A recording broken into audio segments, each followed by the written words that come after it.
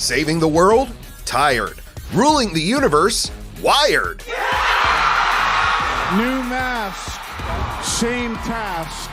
So let's talk about the mask, the task, and 3 ways that it could be possible for a former Iron Man to return as Dr. Doom in Avengers DoomsDay.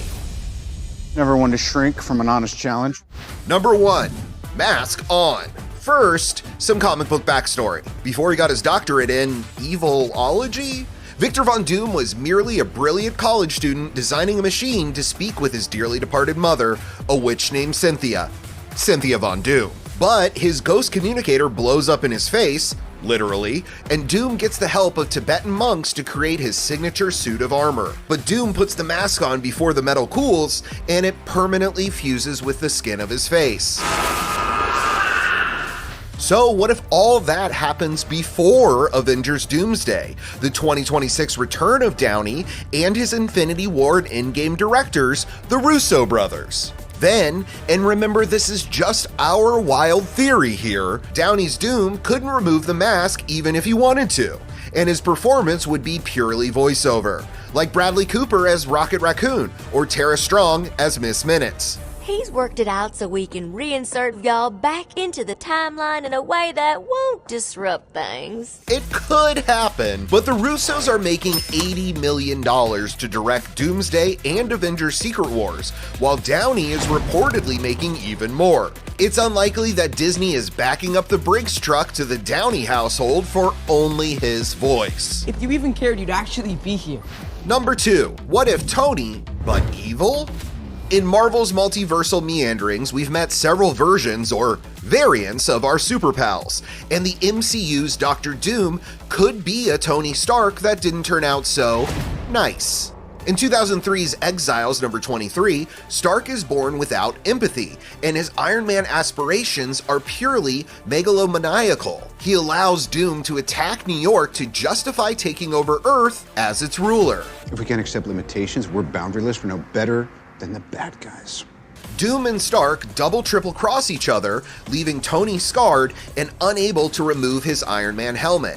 And when Doom dies, Tony adds Vic's signature green cloak atop his suit to become Iron Monarch, until the Invisible Woman takes him down.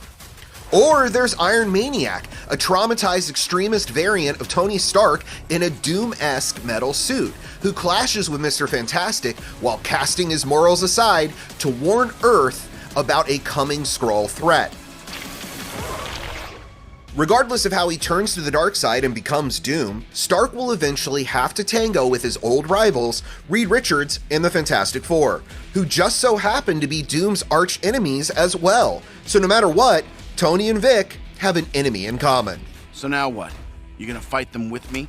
That would be beneath me. Number 3, Victor Von Boone. But why are Doom and Richards rivals? It goes back to college and Doom's ghost communicator, which Doom blames Reed and his fantastic friends for sabotaging, causing his disfigurement and expulsion from school. And there's a what-if comic book storyline where instead of Reed, Tony Stark is Victor's roommate. He swaps bodies with Tony and uses the Stark fortune to build a weapons manufacturing empire and a green and gray suit of armor a la Dr. Doom. Meanwhile, Tony's brain and Victor's body opens Doom Industries and forges golden armor with a red cloak a la Iron Man. I'm the best.